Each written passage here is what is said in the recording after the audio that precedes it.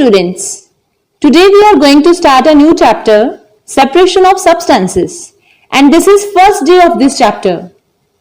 Before proceeding with the chapter, I would like to discuss various objectives of this lesson. Pure substances, mixtures, then separation of solid-solid mixture, separation of liquid-solid mixture, and then separation of liquid-liquid mixture. We will also discuss chromatography method in this chapter and various important terms like atoms, molecules and specific gravity. We are going to discuss about them. Today we will cover first objective, that is pure substances. Topics that we will discuss today are pure substances, elements and compounds. Elements and compounds come under pure substances. These topics are given on page number 40 to 43 on your books. Students, you all have done in your previous classes what is matter. Anything that has mass and occupies space is called matter, right? For example, a book, a tree, a bird, a person, anything that has mass and occupies space is called matter. And everything is made up of tiny particles called atoms. Or we can say that atoms are the building blocks of matter. For example, if we observe lead of a pencil under a microscope, we will see it is made up of atoms, carbon atoms. How can we define an atom? The smallest unit of the matter that may or may not exist independently. What do we mean when we say it may or may not exist independently? Students, there are certain atoms that can exist alone, independently. But there are certain atoms that cannot exist independently. They combine with other atoms and form molecules. How can we define a molecule? The smallest unit of the matter that exists independently. For example, two oxygen atoms combine to form oxygen molecule. Similarly, two hydrogen atoms combine with one oxygen atom to form water molecule, that is H2O. And one carbon atom combines with one molecule of oxygen to form carbon dioxide molecule, that is CO2. Let us discuss what are pure substances. The substances that are made up of same kind of atoms or particles. As you can see in the diagram, this substance, this is made up of same kind of particles, as you can see. So this is a pure substance. For example, gold is made up of only gold atoms, right? So gold is a pure substance. Similarly, if we talk about pure water in which there is no impurity, it is made up of only water molecules. So it is a pure substance. Let us now discuss various properties of a pure substance. Students, a pure substance has a fixed melting or boiling point. For example, boiling point of pure water is 100 degrees Celsius, that is fixed. It has a definite specific gravity. Specific gravity basically means relative density. We all know what is density. It is the ratio of mass of a substance to its volume. And specific gravity means ratio of density of a substance to the density of a reference material. For example, if we take water as a reference material, then we can say if specific gravity of a substance is more than 1, it will sink down in water. And if specific gravity of the substance is less than 1, then it will float on water. And pure substances have a definite specific gravity. A pure substance has a uniform composition. That is, the atoms or particles of a pure substance are uniformly distributed. Next property is, it can be separated by chemical means only. That is, pure substances can never be separated by using physical methods such as filtration, heating, boiling, etc. They can be separated by chemical methods only. Let's read the topic for better understanding. Introduction. Okay, what is separation first of all? You must have seen your mother separating stones from rice before cooking it, right? So that is separation basically. The word separation refers to isolation of substances which occur together. Normally, substances exist in the form of mixtures with little or more of the other component. Thus, in order to have a pure substance, what is required? Separation. Right? Separation becomes must, and this separation can be done by physical or chemical methods. So, in this chapter, we are going to discuss various physical and chemical methods of separation. Pure substances. Pure substance is the one which is made up of only one kind of molecules or atoms, we can say. It has definite composition and properties. Pure substance is the one which has uniform composition and properties. It is pure and composed of single units. For example, pure water is made up of only water molecules. So it is a pure substance. Gold ring is made up of gold atoms only. So it is a pure substance. It is pure and composed of single units which cannot be separated by physical means. Elements and compounds are thus classified as pure substances. There are two types of pure substances, elements and compounds. Milk appears to be pure, but actually it is a mixture of carbohydrates, fats, proteins, sugar, vitamins and minerals. These are the nutrients, right? So why milk is not a pure substance? Because it is made up of various nutrients, like it contains various nutrients like carbohydrates, sugars, vitamins and minerals. Thus it is a mixture. It is not a pure substance. This question can come in exam, so you need to underline it, right? Any substance, if it is to be categorized as a pure substance, should exhibit the following properties. First property, it should have fixed melting and boiling points, as we have discussed already. Second property is it should have a definite specific gravity. We have discussed the term specific gravity. It is basically relative density, right? If specific gravity of a substance is greater than 1, it will sink down in water. If specific gravity of a substance is less than 1, it will float on water. Next, it should have uniform composition, means that particles of a pure substance are uniformly distributed. Next property is it could be separated by chemical means only. It means that a pure substance can never be separated by physical methods. Students, as we have already discussed, that pure substances can be categorized into elements and compounds. An element is a pure substance that is made up of only one type of atoms. And compound is a pure substance that is made up of only one type of molecules. You can note down this definition. An element is a pure substance made up of same kind of atoms. For example, oxygen, nitrogen, gold, carbon, etc. are all elements. Gold is an element. Why is gold an element? Because it is made up of only gold atoms, right? Why carbon is an element? Because it is made up of only carbon atoms.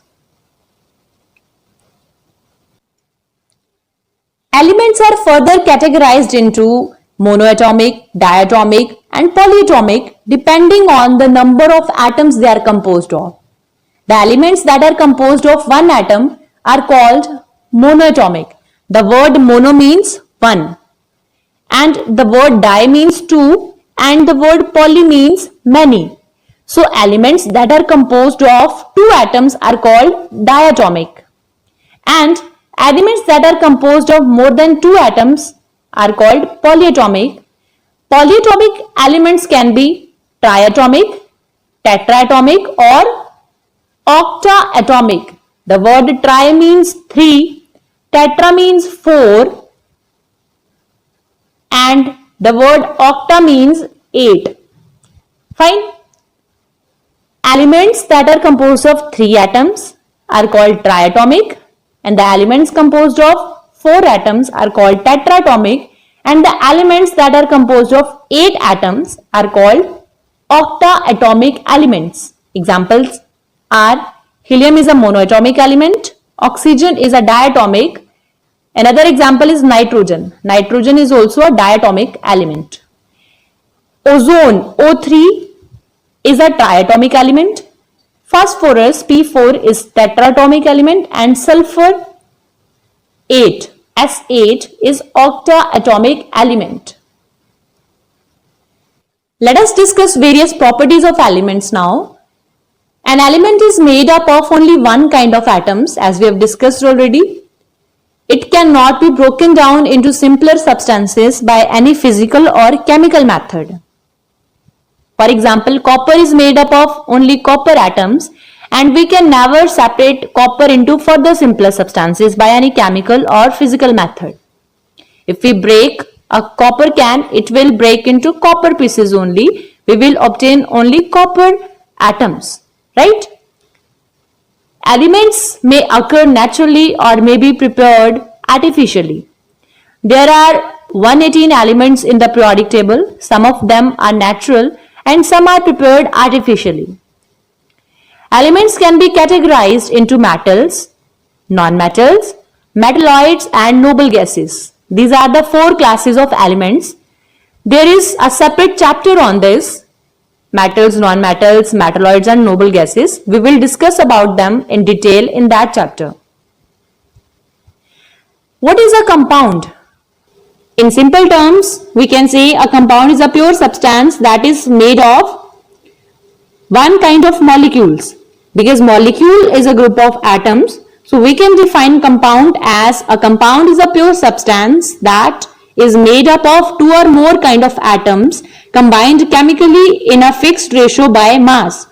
For example, water is a compound. It is made up of 2 atoms, hydrogen and oxygen, and they are combined chemically in a fixed ratio by mass. Ratio of hydrogen to oxygen by mass is 1 to 8, and this is fixed. Other examples are carbon dioxide and ammonia. NH3 is formula of ammonia gas.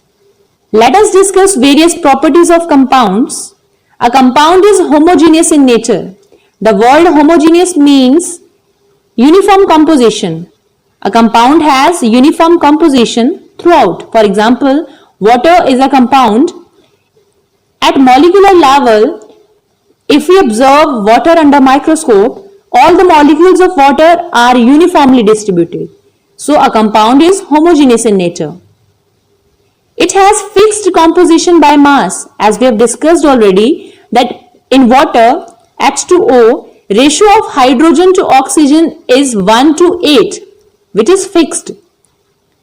Also, a compound is formed by chemical reaction between atoms or elements. For example, when we mix sulfur powder with iron filings, it results in the formation of mixture. But when we heat that mixture, iron filings react chemically with sulfur and form iron sulfide. So iron sulfide is a compound. Why? Because it is formed by chemical reaction between sulfur and iron filings. The properties of a compound are different from those of its constituent elements. For example, if we talk about water, that is H2O, it is made up of hydrogen and oxygen elements, right? We all know that hydrogen is a combustible gas and oxygen gas supports burning. But the compound water, it is neither combustible nor it support burning. So its properties are entirely different from its constituent elements. Next is a compound has definite melting or boiling point. For example, water is a compound and we all know that boiling point of water is 100 degrees Celsius, which is fixed. Students, let's read the topic for better understanding. Elements. There are nearly 120 elements known to us, out of which nearly 90 elements are natural, whereas other elements are created artificially. The two elements which are considered to be the building blocks of this universe are hydrogen and helium. Underline these two elements. Why these two elements are called building blocks of this universe? Because in stars, or if we talk about our sun is also a star. In sun, two hydrogen atoms combine to form helium, and lot of heat and energy is produced, which is responsible for life on earth. Today also they are present in stars and account for their heat and light. Certain elements are also present in earth, and our body is also composed of various elements. The earth's crust is rich in oxygen followed by silicon. Our body comprises mainly of carbon, hydrogen and oxygen element. What are various characteristics of elements? An element is made up of only one kind of atoms. For example, gold element is made up of only gold atoms. Carbon element is made up of only carbon atoms. It cannot be broken down into simpler substances by any physical or chemical process. Elements may occur naturally or may be prepared artificially. As we have discussed already, that there are certain elements that are natural but others are prepared artificially. Elements may be classified into four main categories: metals, non-metals, metalloids and noble gases. Compounds. A compound is a pure substance which is made up of two or more elements combined chemically in a fixed ratio by weight, and it can be broken down into elements by chemical methods only. Like in the properties of elements, we have discussed second property, that it cannot be broken down into simpler substances by any physical or chemical method or process. For example, we cannot separate gold element into further simpler substances. It is made up of only gold atoms. But in case of compounds, we can break down a compound into simpler substances or elements by chemical methods only. Let us discuss various characteristics of a compound. It is homogeneous in nature, means that it has uniform composition. Next, it has a fixed composition by weight. We have already discussed example of water. In H2O, ratio of hydrogen to oxygen is 1:8. Next, compound is formed from its elements by chemical reaction. For example, iron filings react chemically with sulfur on heating to form iron sulfide, which is a compound. The properties of a compound are different from those of its constituent elements. We have discussed example of water. Let me tell you another example, carbon dioxide. CO2. It is made up of carbon and oxygen atoms. We all know that carbon, that is coal, it is combustible, and oxygen is a supporter of burning. But carbon dioxide, this compound, we use carbon dioxide as fire extinguisher. So properties of carbon dioxide are different from carbon and oxygen. Next is, a compound has a definite melting and boiling points. This we have already discussed, that water is a compound and boiling point of water is fixed, that is 100 degrees Celsius. This example you can write down also. Skillful. Students, you can easily solve these exercises. Classify the following chemical substances into elements and compounds. I hope you must have understood that elements are the pure substances that are composed of only one type of atoms, whereas compounds are the pure substances that are composed of more than one type of atoms combined chemically in a fixed ratio by mass. Now here in these examples, which are the chemical substances that are composed of only one type of atoms? See, iron, copper, silver and aluminium. In all these chemical substances, you can see there is only one type of atoms. So all these are elements. Whereas plaster of Paris, sodium hydrogen carbonate, calcium oxide, water, sodium sulfate and sodium chloride. All these chemical substances are composed of more than one type of atoms. So all these are compounds, right? Next, pure water is a compound but tap water is a mixture. Here reasoning question can also be asked that why pure water is a compound but tap water is a mixture. Pure water is made up of two elements, hydrogen and oxygen, combined in fixed proportion. Thus, it is a compound. Tap water contains dissolved air, many minerals and salts. Thus, tap water is considered to be a mixture. Students, there is an activity given on your books. Activity number 1. Take 4 grams of sulfur powder, which is yellow in color, and 7 grams of iron filings. Mix them properly and take the mixture in a test tube.